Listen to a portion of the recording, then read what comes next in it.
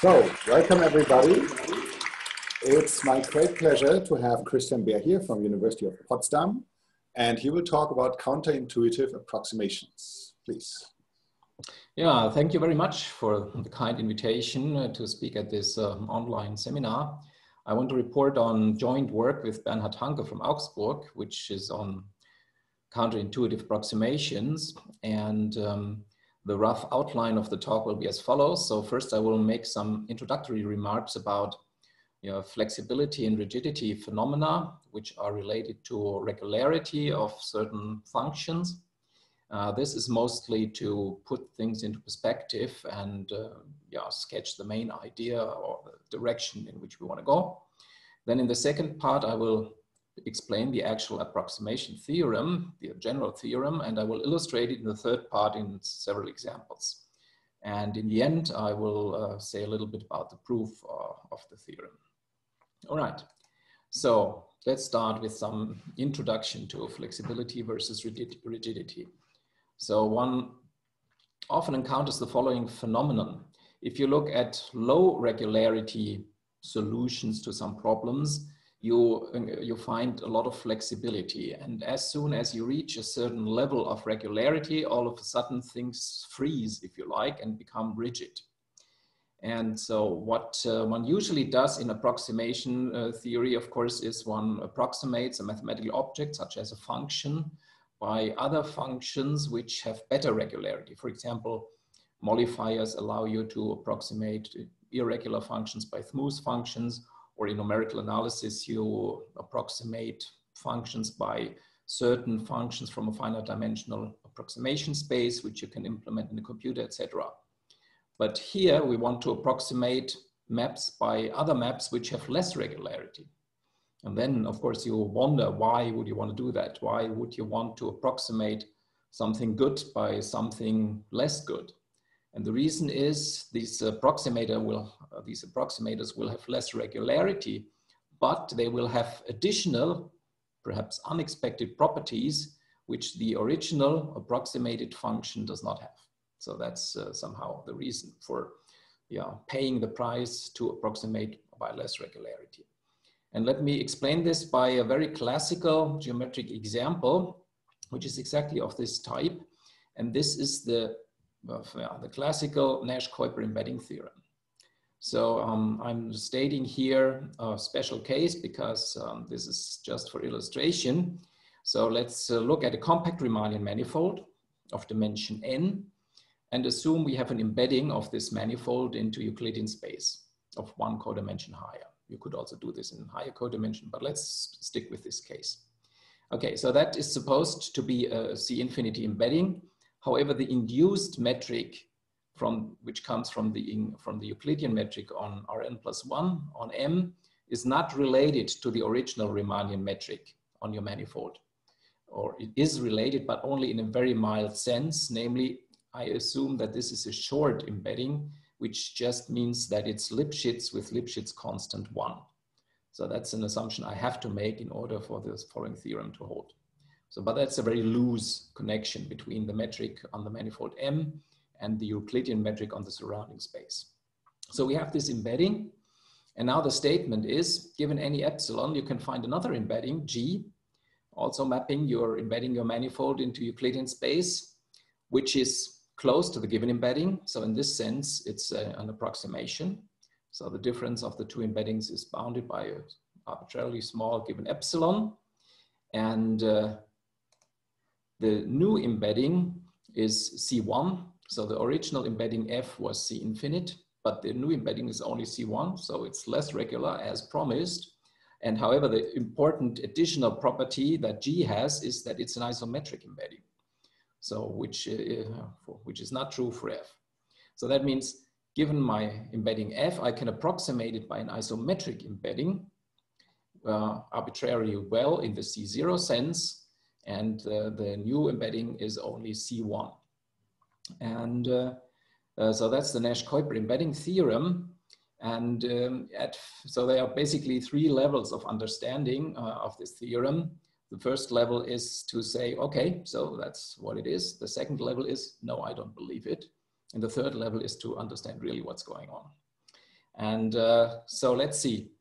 In particular, if this is true, this means that my manifold Mn has to embed isometrically into an arbitrarily small ball. Why is that? Because you start with this arbitrary embedding, F, and now you just scale this embedding down by multiplying the whole embedding with a very small number. And this way you can squeeze the image of your embedding into an arbitrarily small ball. And since the original embedding was short, Lipschitz with Lipschitz constant 1, after scaling it down, it's even shorter, right? So the Lipschitz constant becomes even smaller. So that is still true.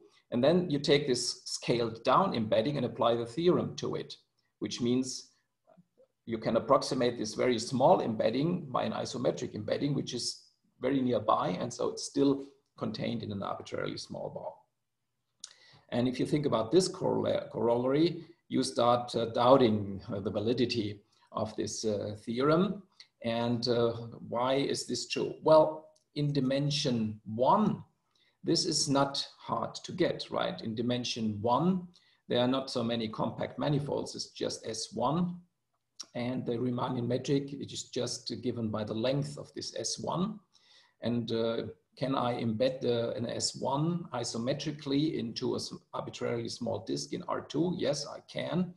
Isometric just means in this case that it's length preserving, and you can embed this circle into an arbitrarily small disk in a length preserving way by just wiggling it enough. So as indicated in this picture. So this is certainly possible, and that would even be possible with a smooth embedding.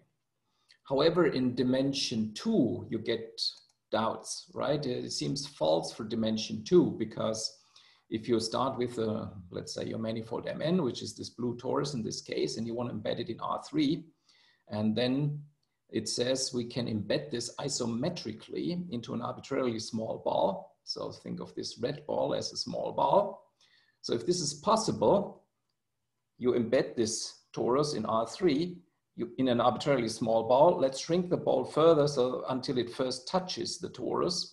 Then at these points of contact, the torus is at least as curved as the ball that touches it. But you can make this ball as small as you like. So the curvature can become of the torus has to be as large, arbitrarily large. However, it's an isometric embedding, and the curvature of your torus is given as has some maximum. So it seems to be false. And this argument is correct if we actually can talk about curvature. So if we have a C2 embedding. So definitely the theorem is false if we required our isometric embedding to be C2, because then we can actually talk about curvature, and the argument I gave you is correct. That it's not possible to embed this isometrically in small balls. But in the C1 case, C1 is good enough to talk about isometric embeddings, because isometric only refers to the first differential, but we do not have curvature, and so there's no immediate contradiction. And the theorem of Nash and Kuiper says, yes, in this case, it's actually possible to do it. And there have been people trying to visualize the way it can be done. And the thing is similar to the one-dimensional case in a way. So you have to wiggle the isometric embedding or the manifold isometrically in a C1 way into R3 in this case.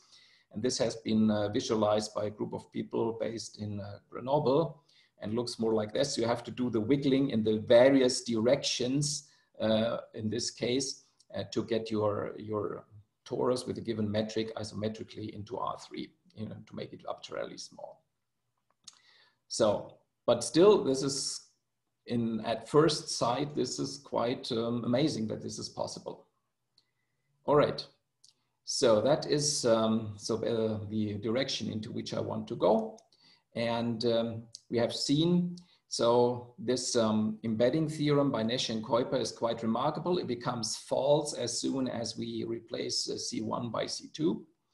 And then people, of course, have wondered what the optimal regularity might be under which this is possible. Well, there's a wide range of possible regularities between C1 and C2. And there's a relatively recent result by Salman Seglidi saying that it's still true, the theorem still holds if we replace C1 by C1 alpha with a suitable alpha which depends on the dimension. So here's the precise formula. So if alpha is not too large, then C1 alpha is still okay. So you can still do it with C1 alpha approximations. However, if you make alpha too large, then it becomes false. So it's not only false for C2, it's also false for C1 alpha if alpha is too large. There have been counterexamples by Borisov, quite old counterexamples in dimension 2. And so it's to the best of my knowledge, the precise threshold at which the theorem fails or starts to hold, depending on your on your viewpoint, is not known to date. So we only have these ranges, but we don't know the exact regularity threshold at which the theorem starts to fail. All right, so that's an example of low regularity and flexibility versus high regularity and rigidity. So in this case, if the embedding is not so regular, then we can isometrically embed in arbitrary small balls, for example. If it becomes more regular, for example, C2, then it's no longer possible, then things get rigid. All right, so that's a motivating example. And now I'd like to explain the approximation theorem that I proved with Bernhard Hanke. And so at first it looks a bit abstract, but please, stay with me. I will illustrate it in several examples. So the general formulation goes like this. So we start with a manifold, which I call V. And over V, we have a smooth vector bundle, which I call X, and the projection map is called pi. Then I fix an integer, which will be the differentiability degree that I'm going to look at.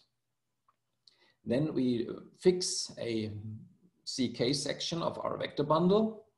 And then we are given a subsheaf of the sheaf of CK sections. So what's that supposed to mean?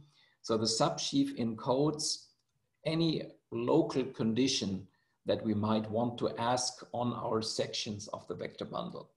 So that could be, for example, any part PDE of order at most K would be okay. It doesn't have to be linear. I'm not demanding that this is a subsheaf of linear subspaces or anything. Could be a PDE, could also be partial differential inequalities of degree up to order K, but could also encode other local properties in addition to derivatives of up to order K, namely just things like analyticity, for example, of a solution. Basically, such a sheaf can encode any local condition that you can demand on a CK function or a CK section of a vector bundle. So that's this. And now I have to introduce another piece of notation, which is the so-called jet bundles. So I know that jet bundles are not terribly popular amongst many people, but they are actually a great thing. So what is this K-jet bundle of X? So if we have this vector bundle X and the K-jet bundle, the elements of the K-jet bundle are at a certain point over, say, over a point P in the manifold, can be thought of as a Taylor polynomial of degree K of sections in X. Locally, sections of a vector bundle are just vector valued functions, and these such an element of the K-jet bundle is just a Taylor polynomial of degree K at the corresponding point. And if we have some section of our vector bundle F, so locally it's just a vector valued function, then the K-jet of F at the point P is just the Taylor polynomial of order degree K at that point. So in other words, the K-jet bundle encodes all derivatives up to order K of such a section in a coordinate invariant way. So that's what these K-jet bundles do. So it's a coordinate invariant geometric way to talk about higher derivatives of sections of vector bundles. All right. And so we have a commutative diagram. So here we have the K-jet bundle, and here we have the K minus jet bundle. So here the elements are thought to be thought of as Taylor polynomials of order K, and here of order K minus 1. And now what I'm saying is there is a coordinate invariant, well-defined way to chop off the leading part. the leading order part. So take a polynomial of order k, just chop off all the homogeneous part of order k, then you're left with something of order k minus 1. And this is something which is well defined between these k-jet bundles. We can just chop off the highest differentials. Denote this map by pi k, comma k minus 1. Here we have the projection map of the k-jet bundle, and here of the k minus jet bundle. So this commutes. So this is what this said. And the last thing I have to say is how do I now relate this to my sheaf gamma, which encodes the local properties of my functions?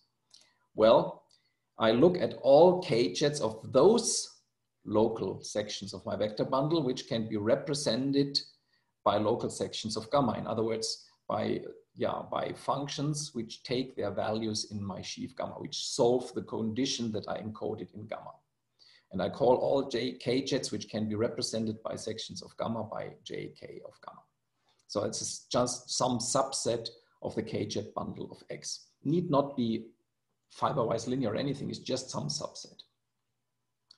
Okay, so if you have never seen k-jet bundles before, and so it's somehow a bit formal, heavy stuff, but this is the general situation.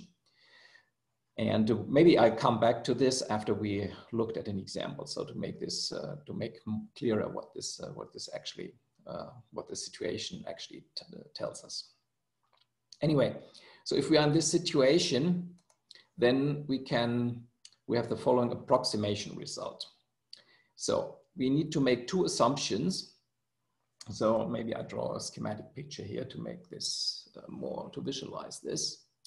So let's say, so here we have our manifold V. And here we have schematically our k minus 1 jet bundle sitting over V. And this is the projection map pi k minus 1. Okay, so given any point in V, the elements sitting over that would be Taylor expansions of sections in V of order k minus 1. Sitting over this, we have the k-jet bundle, just going 1 degree further. And in between the two, we have this chop-off map, pi k, comma k minus 1. All right. And now we have a section, given section, which we want to approximate. So that means we have a section that's a section of vector bundle k. And if we take the k minus 1 jet at each point, we get a section of this k minus 1 jet bundle. So let me draw this in red. So this is the k minus 1 jet as a section of this k minus 1 jet bundle. We want to approximate f, and we want to do this in the ck minus 1 topology. So we will actually approximate this k minus 1 jet. All right. And now I suppose I have given neighborhood of this k minus 1 jet in this k minus 1 jet bundle. Let me draw this in green. So that's some neighborhood, maybe a small neighborhood. So that is W. So that's my neighborhood of this k minus 1 jet. And now the assumption is I have a map which is defined on the screen set, which goes upstairs, which is called sigma W,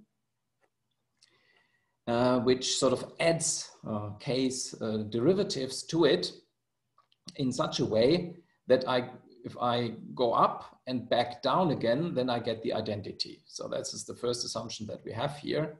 So take any k minus 1 jet here, associate to it some k jet with this map sigma W. And if you chop off the leading part, you get what you started with. So this is this. And the other condition relates it to my sheaf gamma, which encodes the desired properties. So this is just some set.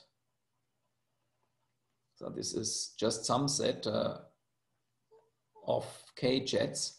And the assumption is that my sigma maps everything into this set. So this is the assumption. Okay. And what's the conclusion? Well, the conclusion is that we can find a new section of our vector bundle, which is ck minus 1 close to the given section, which has regularity not quite ck. Remember, F was a ck section. This one is not quite ck, but almost. It is ck minus 1, 1. So it's just slightly less regular than the function or the section f that we are approximating. And the assumption is now on an open and dense subset U of our manifold, this new section solves gamma, solves the condition that we encoded in the sheaf. Okay, so we can approximate a CK section by a slightly less regular section in CK-1, such that some prescribed condition encoded in the sheaf gamma is satisfied at least on an open and dense subset. So that's what the approximation theorem says.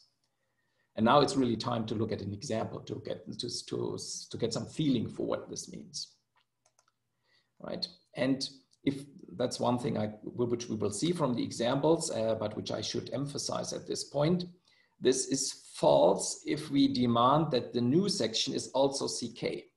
So if we asked for, instead of CK-1, if we asked for CK, then the theorem would be completely false. It would be totally out of question that this cannot hold. So in contrast to the Nash-Kuiper case, where we do not exactly know sort of the threshold, the regularity threshold under which the things are possible or not possible, here we know it exactly. So there's no reasonable function space between CK and the CK-1, So there's a question in the chat. All why right. the neighborhood W does not appear in the assertion of the theorem? Well, because it doesn't have to. So the sigma also doesn't occur. Let's look at an example, then maybe things become clearer, okay?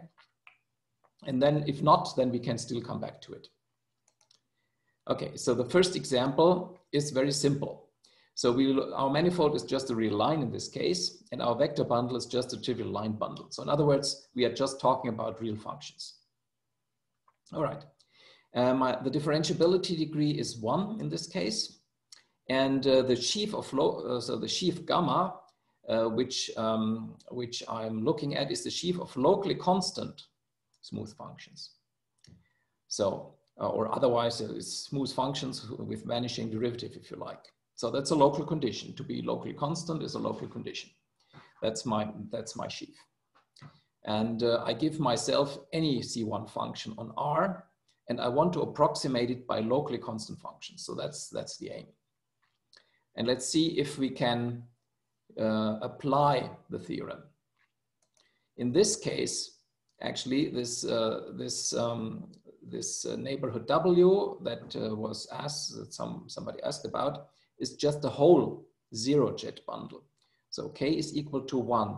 W was a subset of the K-1 jet bundle. So in this case, it's the zero jet bundle, but the zero jet is just the bundle itself.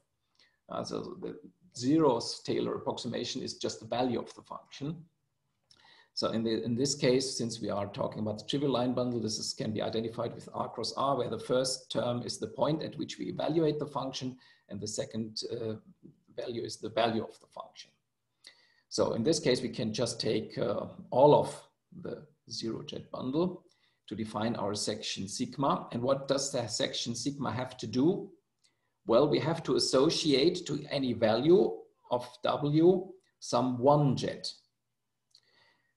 In this case, one jet of a real valued function. So that's essentially a one jet essentially consists in this case of the value of the function and the value of the derivative of the function. But I have to land in this sheaf of locally constant functions. So I have to get a one jet of a constant function. And if I project back down, I have to get the zero jet back. So I have to get the right value back that I started with. And then it's clear how to define the section in this case. So associated to any point and value of function at that point, we take the constant function with this value psi, take its one jet and evaluate this at P. This is a one jet represented by a constant function. So it lands in J1 of gamma. And if we evaluate this function at that point, we get psi. So this, if we go back to the zero jet, we get back what we started with. And this neighborhood W in this case is irrelevant because I can just use all of J0x to write down this section. And the role of this W is only, that you don't have to do this on all of the k-1 jet. It's good enough to do it near the k-1 jet of the function that you're actually trying to approximate. All right, and now so this tells us that we can apply the approximation theorem. Now, what is the conclusion of the approximation theorem in this case? The conclusion is now that we can find a new function f hat, which is close to the given function in C0. So just the difference is small than any epsilon. The regularity is C01 locally, so it's a locally Lipschitz function, the f hat. And f hat is smooth and has vanishing derivative on an open and dense subset of R. That's what it says. So any C1 function can be approximated by a Lipschitz, local Lipschitz function in such a, which is in addition a constant on an open and dense subset.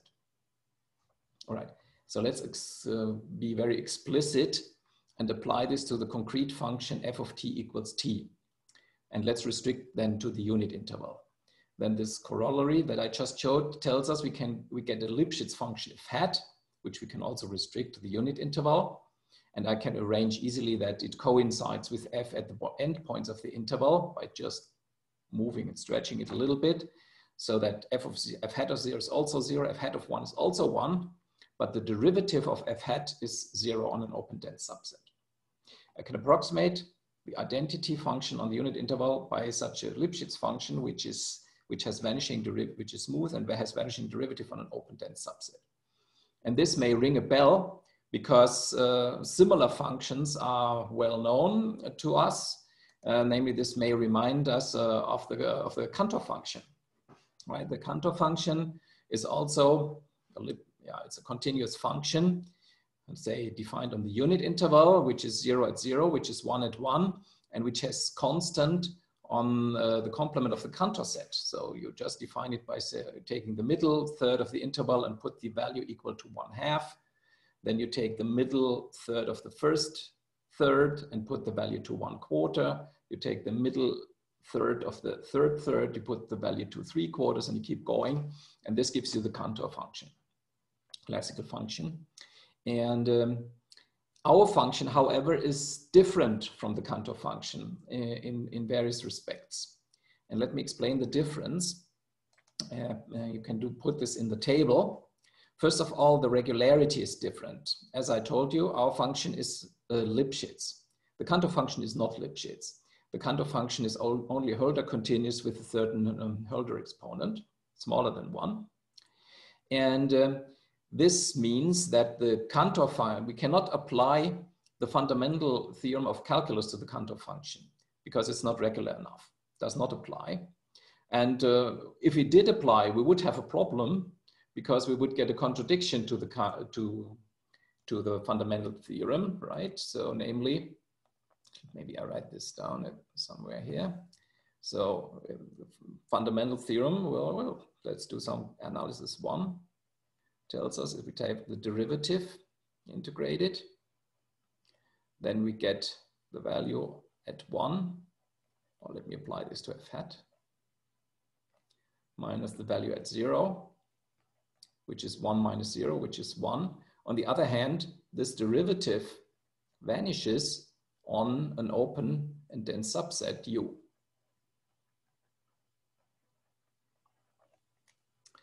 And so why is there no contradiction in our case? Because the fundamental theorem of calculus does apply to Lipschitz functions. So actually this equality is correct for our f hat that we get. It's not correct for the Cantor function because in this case it doesn't apply, but in our case it does apply. And the reason why it's not a contradiction is that open and dense subsets need not have full measure. In the case of the Cantor function, actually you do get an open and dense subset on which the derivative vanishes of full measure. In our case, it's also open and dense, but it doesn't have full measure. So that actually there is still enough integral in the complement of this open dense subset to make the integral non-zero. Right? So this is why you do not get 0 here, because this holds on an open dense subset which is not a full measure. And so that's also something, a little bit counterintuitive, but it's not hard at all. Let me give you an example of such a set of, I guess you know this anyway, but anyway. So if you take the rational numbers in as a subset of the real line, let's enumerate them, Q1, Q2, Q3, and then I write down the following set, namely I take intervals centered at these points, these rational points of length epsilon j or 2 epsilon j, take all these open intervals. So the set U is a union of open intervals, so it's an open subset of R, and it contains all the rational numbers, so it's also dense. So this U is certainly open and dense subset of R. All right. Now, what can we say about the measure? Well, the measure can certainly be bounded by the sum of the lengths of these intervals. It will be smaller in general because the intervals overlap, but anyway, so it's certainly an upper bound can be given by the sum of the lengths of these intervals. Each interval is of length epsilon j, so it's less than 2 times the sum of epsilon j's. And by suitably choosing the epsilon j's, you can make this right-hand side as small as you wish. So this way you can construct open and dense subsets of arbitrarily small measure in R. And this is what happens here in our theorem. So we have this function, which is Lipschitz. We can apply the fundamental theorem of calculus. It does apply, but we do not get a contradiction, even though the derivative vanishes on an open dense subset because it doesn't have full measure. Okay. All right. Any questions at this point, or does this make this simple example, does this make somehow the philosophy of the theorem somewhat clearer? Is there like a way to give like a construction of this f hat now in this very simple example? It is. I will explain the proof in the end, which will be constructive. Okay, okay. Yeah, yes. Actually, that would be a nice thing, also a project maybe for a student to visualize this function. We don't have that yet. It would be interesting to see that, yes. Okay. All right, so that's maybe the simplest example you can, to which you can apply the theorem. And let's look at a more geometric example related to Riemannian manifolds. So let's start with any manifold of dimension at least 2.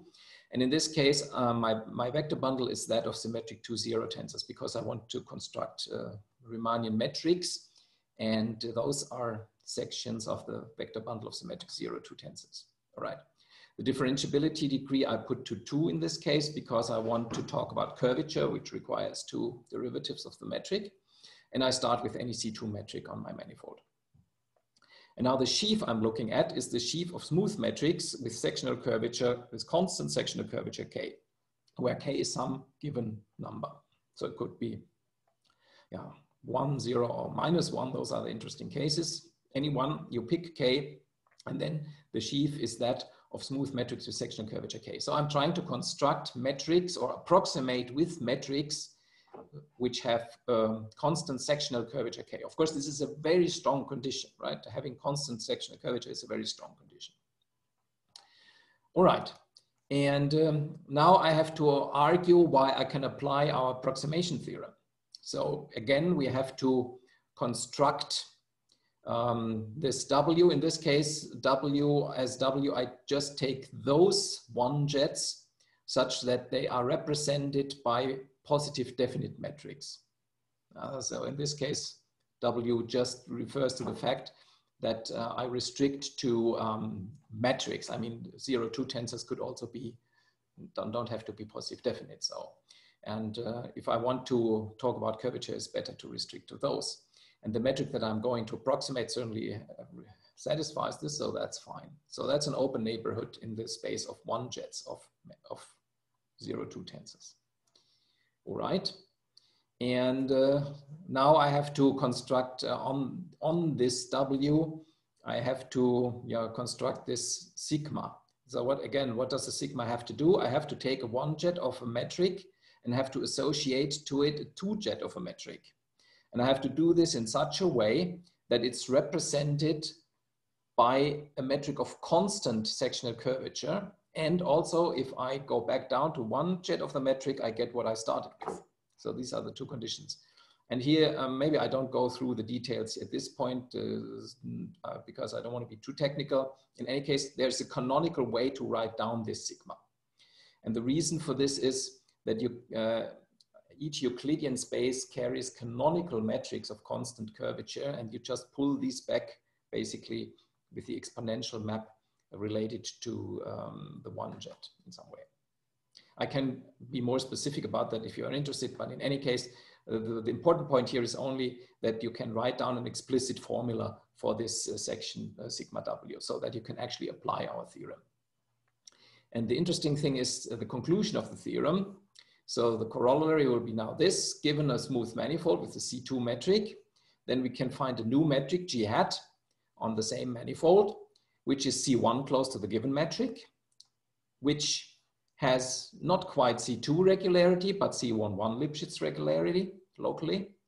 And it is, the sectional curvature is constant, coincides with our constant K that we have prescribed on an open and dense subset of V.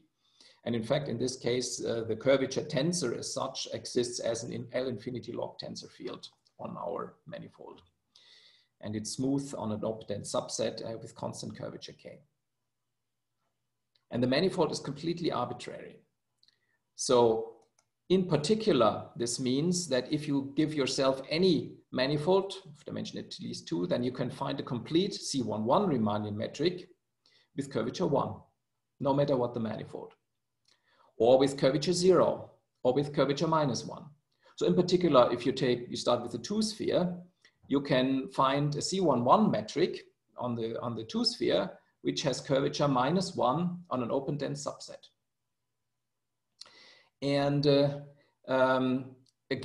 so when we arrived at this conclusion, I first thought that this is a contradiction to the Gauss-Bonnet theorem. Maybe I go further to this. I first thought that this is a contradiction to the Gauss-Bonnet theorem because, you know, integrating the Gauss curvature over your manifold in the case of a compact surface gives you the Euler number. So certainly if you are on the 2-sphere, then how could this curvature be negative then? And in fact, the Gauss-Bonnet theorem does apply to C11 metrics on a manifold. But again, it's not a contradiction because our open and dense subset need not have full measure. So the complement of this open dense subset has enough positive sectional curvature to fix the Gauss-Bonnet theorem in this case. So that is similar to the fundamental theorem of calculus in the first example. So here the Gauss-Bonnet looks like a contradiction, but it's not because of this fact that this open dense subset doesn't have to have full measure. So that is this point. And in fact, you can compare this to a classical result which Gromov proved using the H principle. Maybe you have seen this. So he proved that on each open manifold, you can find a smooth but incomplete metric with curvature, for example, at least 1. He proved that. Of course, this is not possible on compact manifolds. If you have a torus, you cannot find a smooth metric on the torus, which has curvature 1. This would indeed be a contradiction to the Gauss-Bonnet theorem. So if you compare the two results, so in Gromov's case, the manifold has to be open. In our case, it can be compact as well, doesn't matter. Gromov's case, Gromov gets a smooth metric. We only get a C11 metric, which is smooth on an open dense subset. So we have less regularity. His metric is incomplete. Our can be chosen to be complete. And he has a lower bound or alternatively an upper bound on the curvature, whereas we can precisely prescribe the curvature. So the results are in a way similar, but they are independent from one another. Questions at this point? That doesn't seem to be the case. All right. And then as a third example, let me look at a corresponding extrinsic result, approximation result. So let's say we start with an analytic. For the fun of it, let's demand that V is an analytic two-dimensional manifold. As a vector bundle, I look at the trivial R3 bundle. So our sections are just R3 valued functions in this case. Differentiability is again put to be 2, so that I can talk about curvature. And I start with a C2 embedding of my manifold into R3, of my surface in R3. And the sheaf I'm looking at consists of analytic embeddings with Gauss curvature given some constant which is prescribed. And then again, you can check that our theorem can be applied. And the conclusion of the theorem then is that you can find another embedding which has regularity C11 f hat of the surface into R3, which is C1 close to the given embedding, which is analytic on an open dense subset and has constant Gauss curvature there. So you can actually embed so constant Gauss curvature k equal -1 with respect to the induced matrix. So you can, for example, embed the two-sphere in R3 with a C11 embedding such that it becomes, such that it has constant Gauss curvature -1 on an open dense subset. And you cannot just do that, you can actually approximate each embedding by such an embedding. So you can approximate the standard embedding of S2 into R3 by another embedding, which is almost C2, but not quite, and has negative constant Gauss curvature on an open dense subset. And there you see it's totally impossible that such a theorem can still hold if you replace C11 by C2. Because if the thing was C2 and it had constant Gauss curvature on an open dense subset, then it would have constant Gauss curvature everywhere, and then it becomes completely false, right? Then it would be a direct contradiction to the Gauss-Bonnet theorem. But if you relax slightly on the regularity from C2 to C11, then all of a sudden it becomes possible. All right, good. And so after these 3 examples, I hope that the message of the approximation theorem has become a little clearer, so that I can say something about the proof. And in fact, sure. What would be that open neighborhood in this last case? In this last example, okay, I didn't say anything on how to check the assumption. In this case, you have to similar to the previous example with the intrinsic matrix. Let me go back. Here. So you would have to look at maps or one jets of maps into R3, for which the differential is injective, essentially, because you want to talk about embeddings. Mm-hmm. So if you choose your W in such a way that the one jet is essentially the differential of the map into R3, if you make this injective, then you will make sure that the function that the map that you construct is an immersion, right? Because immersion means that the differential is injective. And then if the immersion is close enough to an embedding, it's an embedding itself. And this is how you get the thing into, to make sure that it's actually an embedding. Is that an open neighborhood? Is this yes, that's open. Yes. An immersion? Yeah, okay. Because maximal rank is an open condition. Maximal rank, right, means that a certain determinant of the differential is non-vanishing. A subdeterminant is non-vanishing. That's an open condition. Yes. Okay. Yeah, thanks. Yeah. All right. And so the proof started by a look into this famous book by Gromov that he wrote in the 1980s on partial differential relations. It's a real treasure box and it's extremely hard to read. And the second fact is a reason why you can still nowadays find very interesting things in the book that haven't been explored that much. So, and in fact, so what was of interest to us was a particular exercise in the book. So this book is considered as very hard to read, and the exercises are typically considered as good PhD projects, and at least not so hard ones. And here's an exercise which was useful to my co-authors' work in a totally different context. And that's why we started discussing about it. And that's the weak flexibility lemma, as Gromov calls it. Don't read this text. I will explain what the content is of this in a minute. But if you want to look it up, it's on page 111. So my co-author needed this exercise for some other application. He asked Gromov about a proof of it, but the answer of Gromov was not too enlightening. And so that's why we had to do it ourselves. And this is another result of ours from which the approximation theorem is then a consequence, okay? And I'm not sure, how much time do I have left? Maybe 5 minutes. 5 minutes, okay. So then I have time to very quickly explain the content of this exercise and very briefly sketch how to conclude the approximation theorem from it. So again, the setup is that you have a vector bundle, you have some differentiability degree k, you have this k-jet bundle, and if you take any subset of the k-jet bundle, this is what Gromov calls a partial differential relation of order k. And a section of your vector bundle is said to solve the partial differential relation if the k-jet is contained in this subset.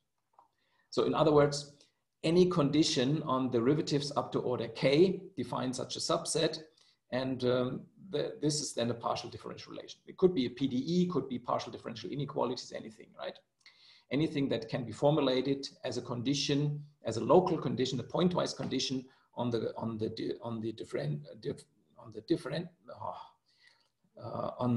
derivatives of your section up to order k. So that's a partial differential relation. And Gromov looks at open partial differential relations in this exercise. So this R is an open subset of the k-jet bundle. So this is then more like strict partial differential inequalities rather than partial differential equations, right? And now the setup is this. So you have your manifold V. You have a closed subset V0, which in this picture is just one point, this black point. You have an open neighborhood of your closed subset. This is the blue area in this picture, U. And you have some section in your vector bundle, which is called F0, which is this in this picture, which is supposed to solve your partial differential relation. So the derivatives of the order K are always contained in this open set R. Okay. Moreover, near your subset V0, you have a deformation of this solution of the partial differential relation. So it's only defined on this blue neighborhood of V0, and it's indicated by this. So f of t, t is the deformation parameter. So you deform your F0 in some way near V0. And you do it in such a way that each f of t still solves the partial differential relation. But of course, only over this blue set U. So the assumption, so it's the first assumption here just says it's a deformation of F0. So of f of t, f of 0 is just F0. And the second assumption says that the k-1 jet, so all derivatives up to one less order, stay constant along V0.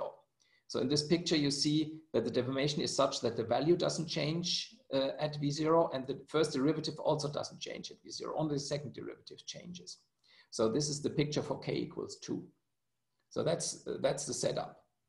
And then the conclusion, this is the setup, and Gromov asks us to prove the following theorem, namely, so here again is the picture.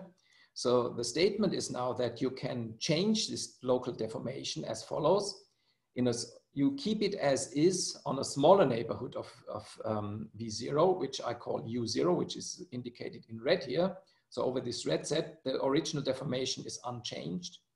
Outside the blue set, where the deformation was not defined in the beginning, outside U0, you get a constant deformation. So it coincides with the given F0 and does not depend on the deformation parameter actually. And the point is that in the intermediate region, which is here indicated in blue, you can join the two things in such a way that everything is still CK and everything always solves your partial differential relation. So this way you can globalize your locally given deformation of solutions to the partial differential to globally defined deformation. So that's what Gromov calls the flexibility lemma. He gives no proof in his book. He comes back to it in later papers where he applies it never giving a proof, and so we finally gave a proof.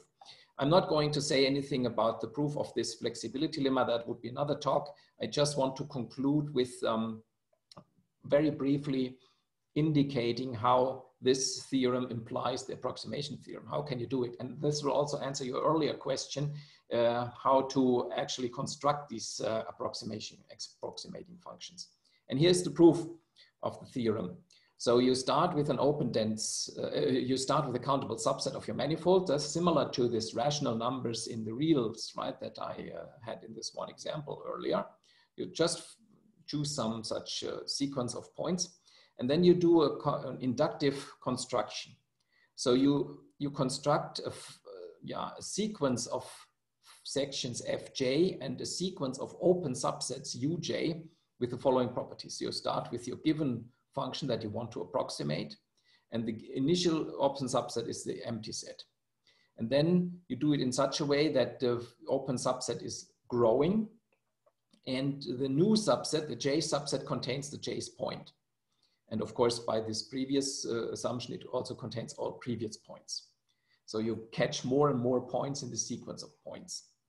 You do it in such a way that the new function coincides with the given function on the previous set. And you do it in such a way that on the whole manifold, the difference between two subsequent functions is small in the ck-1 norm. And it's so small that, it is actually a Cauchy sequence. So when you go to limit in the end, this will certainly converge in ck-1. Moreover, you can keep it bounded in the ck norm, and you can do it in such a way that your f function solves your condition given by the sheaf gamma on the j set, or on the closure of the case jet. And in order to do that, you need this flexibility lemma when you extend fj-1, or if you modify fj-1 to a new fj. And then, so that's a very brief sketch. And then you pass to a limit, and this does the job. And the open dense subset that you get is the union of all these UJs. It's a union of open sets. It contains all these this dense set, so it's open and dense. So it's actually very similar to the example that I showed you of the open dense subset in R. And this is why this arises. This is how the function is constructed. And the flexibility lemma is also constructive. So in principle, you could look at this first example of Lipschitz functions, first example that I showed you, and do the construction more or less explicitly, and somehow visualize the function that you get that way. But we haven't had the opportunity to do that yet. Let me just, the final slide, let me just mention that this theorem 2, that the flexibility lemma that Gromov put as an exercise, can not only use to prove theorem 1, the approximation theorem, it has also other applications which are not related to the approximation theorem. For example, you can use this to construct a suitable deformation of convex hyperspheres. You can deform closed differential forms which satisfy certain conditions. So for example, you can apply this to symplectic forms. You can deform, if you have a symplectic manifold, you have a closed subset, you have a deformation of your symplectic form near this closed subset, you can extend this to a deformation through symplectic forms on your whole manifold. This is actually something which is known in the literature on symplectic geometry and is usually proved using the so-called Moser trick, but you can also do it with our flexibility lemma. And if you do it that way, it also applies to other situations like closed G2 structures on manifolds or certain codimension 1 foliations. So there are many ways, many instances where this can be applied. Or yet another application is to prove that if you are on a globally hyperbolic Lorentzian manifold, that you cannot only, and you look for nice time functions on this manifold, you can not only prescribe the 0 level of this time function, that is classically well known. So if you have a Cauchy hypersurface in your Lorentzian manifold, you can find a time function which has value 0 exactly on this given Cauchy hypersurface, but you can also prescribe the lapse function along that Cauchy hypersurface. That's of interest in mathematical relativity. And that's also something that can be proved relatively easily with this flexibility lemma with the theorem 2, as I called it. So I have no time to go into this, but in any case, this shows that you can, this flexibility lemma is very flexible in the sense that it applies to many different situations in totally different fields of geometry and maybe also outside geometry. And so I guess my time is up, and I thank you for your attention.